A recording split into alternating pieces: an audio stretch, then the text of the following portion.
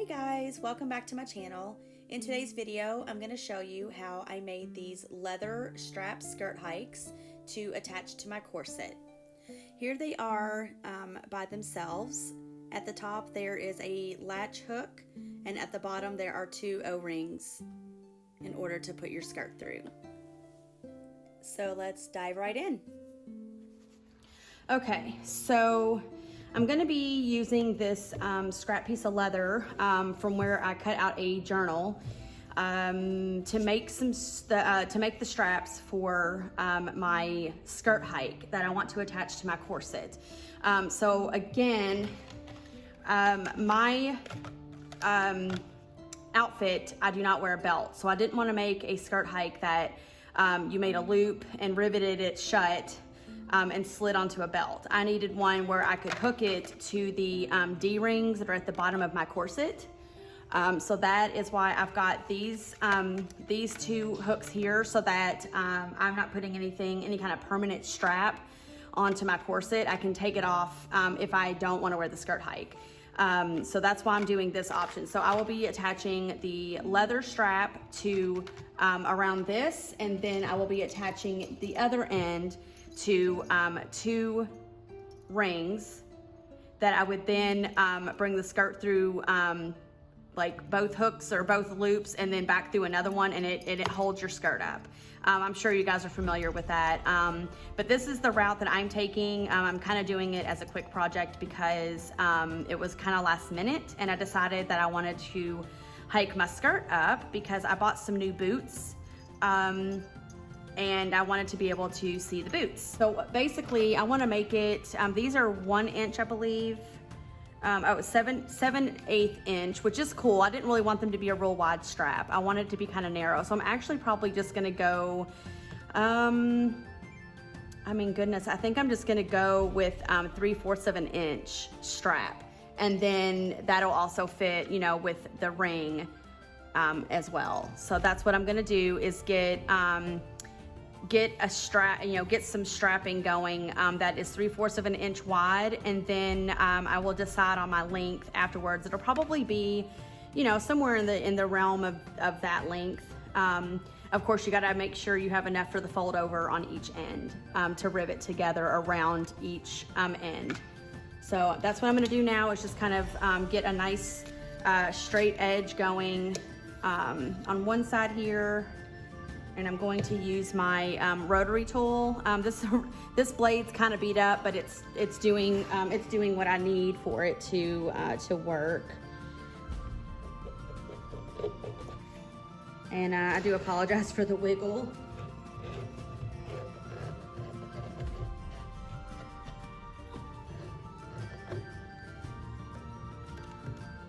So I'm just kind of going back and making sure I get through the leather here.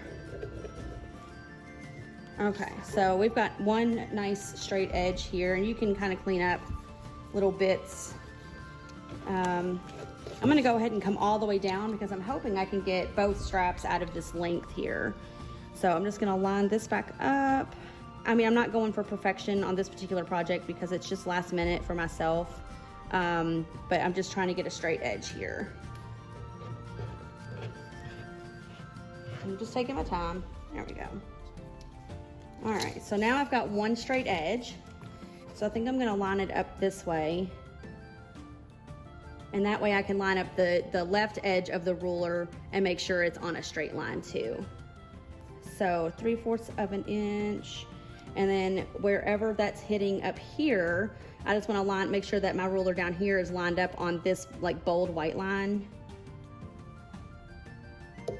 And again, as long as it's just kind of eyeballed and close, I am happy. Now I'm gonna just go back in and just take my time. Because this is a plastic ruler, so you definitely have the chance of cutting into the ruler, which I think I have done on this other side. I don't know if you can see that, but I've kind of ate into my ruler here. So honestly, when you're working with a rotary tool, you kind of want a metal ruler, because then you can't eat into ruler as easily, and you can actually stay on your straight edge as you need. But also, it can, if you're not careful, you can eat into your blade that way. So either way, you want to be careful. So I just take my time. So I am just going to use this straight edge to line everything up. And I'm just going slow, and I'm just kind of rolling, just making sure I'm getting all the way through. If I had a sharper blade, it probably wouldn't be as difficult, but there we go. So now I've got a nice 3/4 inch strip. Now there are tools out there, which I do not have, that are to make these very things, and you just have to make sure you have a straight edge, and then you feed it into the tool, and it makes the whatever size, you know, strip you need. So that would be an awesome time saver. But again, you know, if you're just doing 1 or 2 projects and you're not really getting into leather working as, like, you know, a business, and you don't want to invest a lot of money, you know, you don't always have all the tools. So eventually I think that I'm going to invest in one, because I think it would be super helpful, because the things that I'm going to want to make, I'm going to need a lot of straps. So I think it's going to be worth it to save time. There's not like a particular like length that skirt hikes have to be. I think it's just, you know, kind of eyeballing.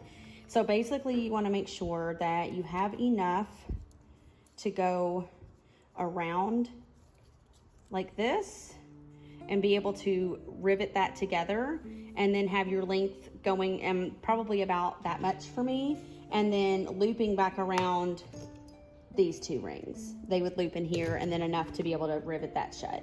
So I'm thinking that I have enough here of this strip to get both lengths out of it. So I'm just gonna take and like mark, I don't even know if that's showing. Yeah, that's good enough. There you go. Just something to know that when I unfold, I'm in the center. And then I just wanna I wanna line this up and make sure I'm getting a nice straight cut as well. Just a nice straight cut across here. There we go. So now we have our 2 strips. So the next thing I wanna do is, before you do any attaching, you wanna do all of your finishing. So the next thing that I need to do is bevel the edges, so that when you slick down the sides, you have nice rounded edges. So you basically just take this tool here. It's an edge beveler, and it basically just takes off like the sharp corner. And to be honest, I have kind of like a beginner's tool, so it's not really the greatest tool. And I mean, I honestly probably need to sharpen it. That's probably where my problem lies. But it does the trick. And again, this is just a quick project. I do make sure that if I'm doing a project for somebody else or something that I'm selling, that I make sure everything's going smoothly. And you don't really have to do anything with the ends, because they're gonna be tucked behind and pinched. So I'm not really worried about all that.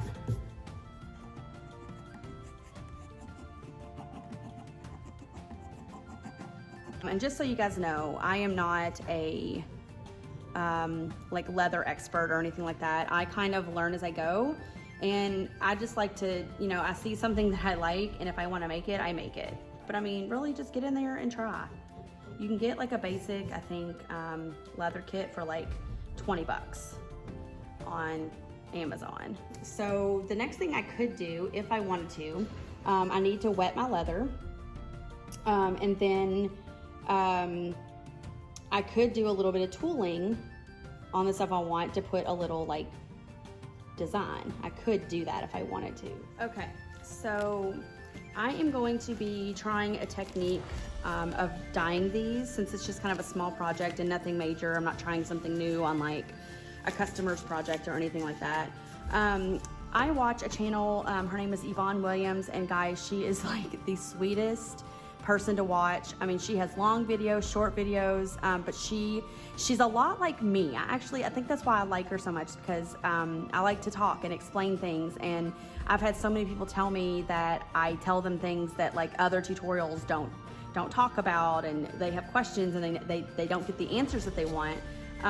So I like that she does that, and that's kind of my style too. So I hope that you guys enjoy my videos and really get a lot of value out of them, because I really I love to teach. I mean, even if it's something that I'm very like basic at, it's still something I've done, and I either like learned something new or I, you know, did something wrong, learning about trial and error, you know, so I can pass along, don't do this, whatever. So I really hope that you guys get value out of this. So this is Phoebe's Antique Finish. And it's something that, it's not the exact product that Yvonne Williams uses, but this is a technique that she uses, the EcoFlow brand of antique gel, which I'm pretty sure is like the same thing, but it's technically more of like a finisher where all of the finish gets into like the cracks and the crevices of the detail work, like if you do some stamping and tooling.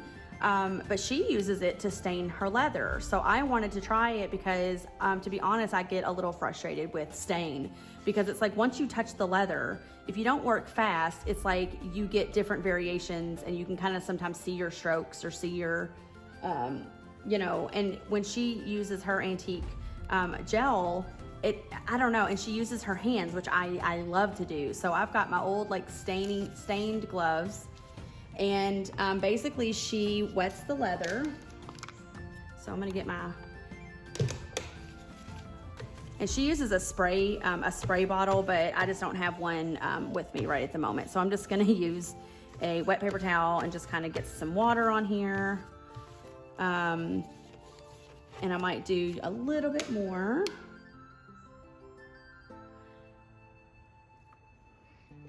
Because I think the wetter that it is, the easier that the antique gel will spread around. I mean, you don't want your leather drenched, because then nothing will soak into the leather.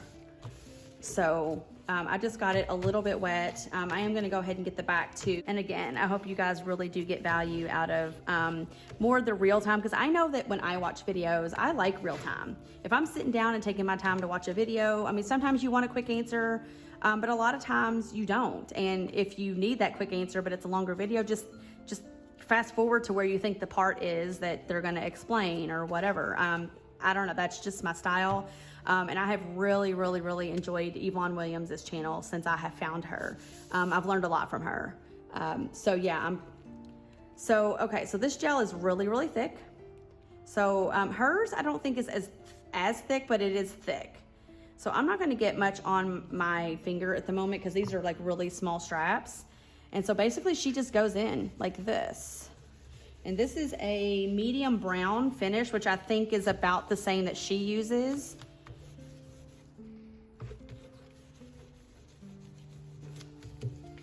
And she just uses her fingers. And then in this way with your fingers, if you have those small details, you can really work that antique into the crevices, you know, a lot easier.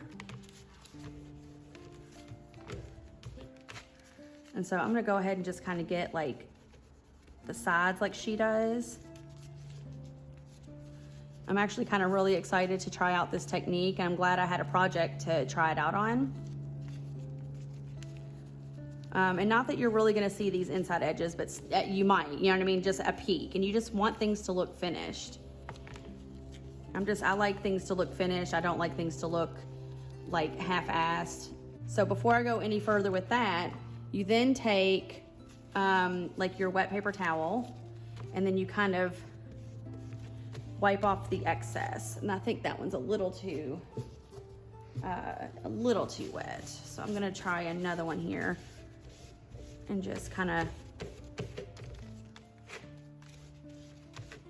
work off the excess here. Because I think if you were to leave that on there too long, it would maybe make some spotting. Like, it's possible that there's a little spotting there because of how it was sitting. But I'm just gonna kind of get the edges as well and just make sure there's no excess. And guys, I got this little like plastic tray at like the Dollar Tree. And it works great to just have a space to work in. And even if there's like a little bit of spillage, you know, you've got a lip. Okay, so there's that side. And now I'm gonna work getting some on the back side here. And I think that she uses her wet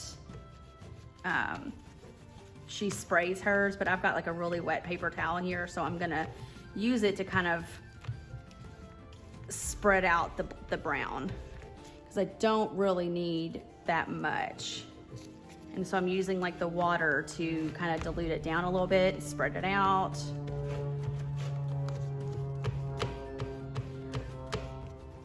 There we go. Okay, so now that's pretty much done.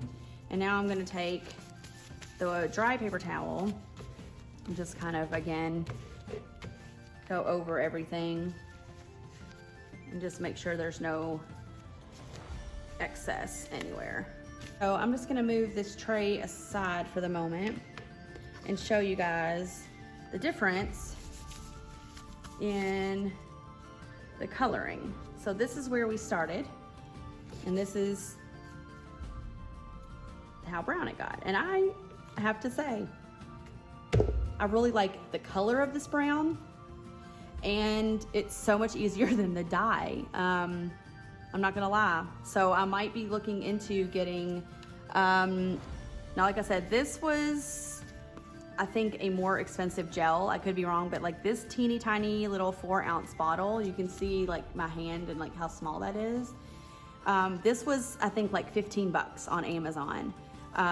Tandy Leather is a store where you can get pretty good prices on all your leather needs.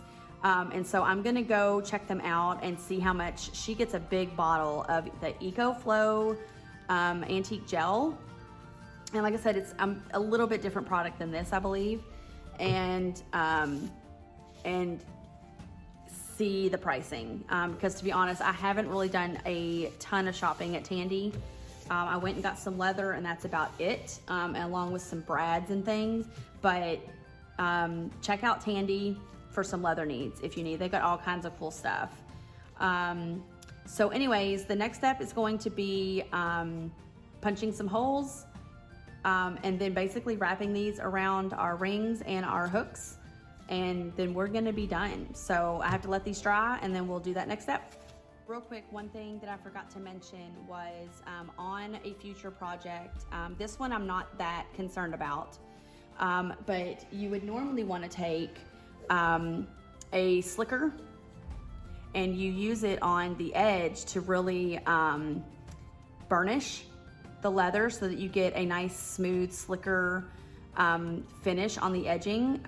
With doing the antique gel on the sides like I did, like from a distance, it looks absolutely fine for what I need. So I'm not gonna do it on this particular project, but you can do a water burnish. So if you don't have any product, that's fine. Like, you're not gonna get as great of a finish, but you can still slick it down and make it look better than it is. Another thing you can do is get a big clump of beeswax, and then you beeswax the edge, and then as you are burnishing, the wax will work itself and into the fibers of the leather and really burnish and give you a nice smooth shiny edge. But yeah, there's that step that you can do. So I have decided to go ahead and just finish my project, because it's not, for me, I'm really impatient and I just want to get the project done and get it recorded for you guys. But I'm gonna go ahead and get some holes cut and get all this riveted together. I'm gonna be honest, I hope I have the correct rivets. I don't know if they're gonna get through. Yeah, it should work. You gotta make sure your rivets are gonna get through both layers. So I'm going to definitely do my best to make that work. This isn't my leather awl, but this is the one that I'm going to use to poke my holes. I don't have any kind of a punch at the moment that fits my rivets, so I am just going to basically just poke this through. You want some sort of like cutting mat so that when you poke through, you're not hurting your surface underneath. So basically, we want to take this and make sure there's enough fold over to get a rivet in there. And I think that that's gonna be enough right there.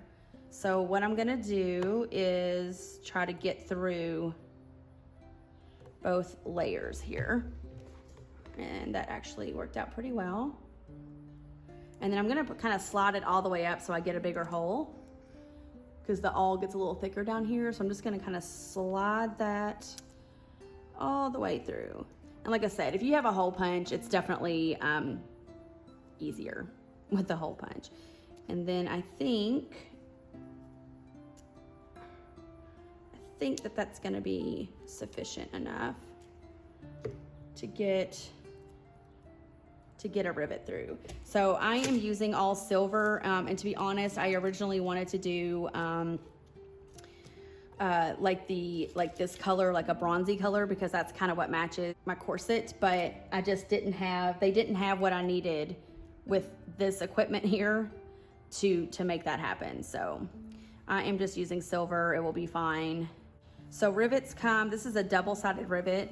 There's another kind of rivet where the back side isn't as finished, but basically both sides of this rivet have like a little finished, you know, edge. So this is like the male part of the rivet, if you will. And then this is the female part of the rivet it's the cap. So I'm gonna put the male part of the rivet through the back side and get it through both holes. And then I'm gonna try to get that cap on there.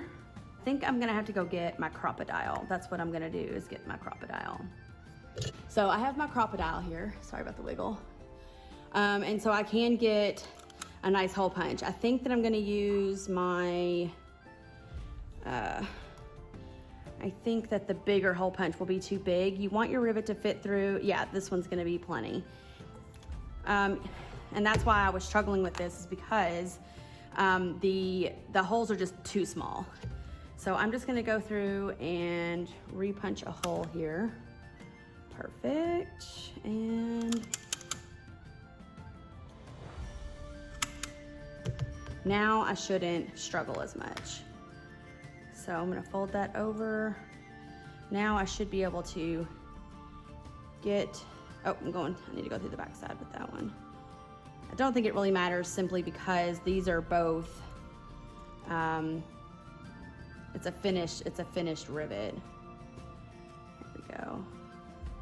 And now I should be able to get this cap on here much, much better.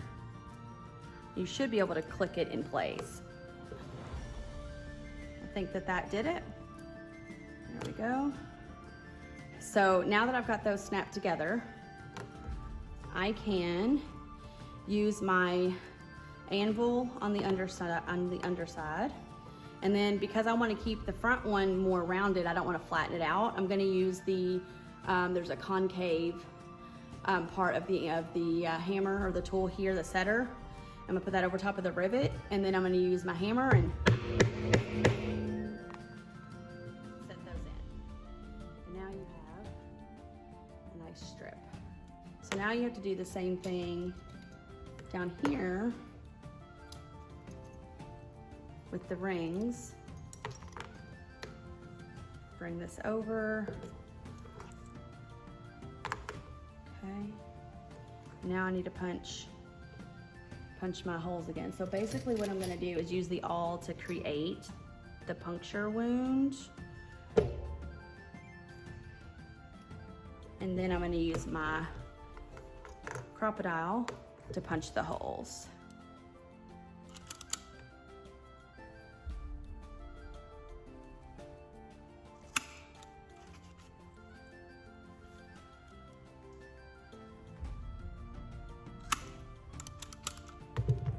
There we go. Put the rings back in. You wanna make sure you put, you know, the back in the back. And then you need another cap and another rivet. So the main part of the rivet goes from behind. And then you're gonna put your cap on, kind of pinch it together, using the flat side of my anvil for the back, the concave part for the top, and then I'm gonna hammer it.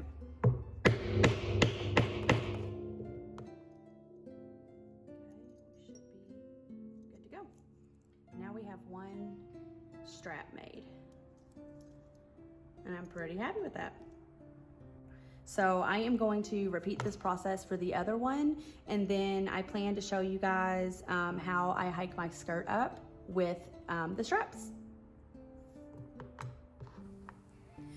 Thank y'all so much for stopping in. If you enjoy my videos, please like and subscribe and help my channel grow and reach others.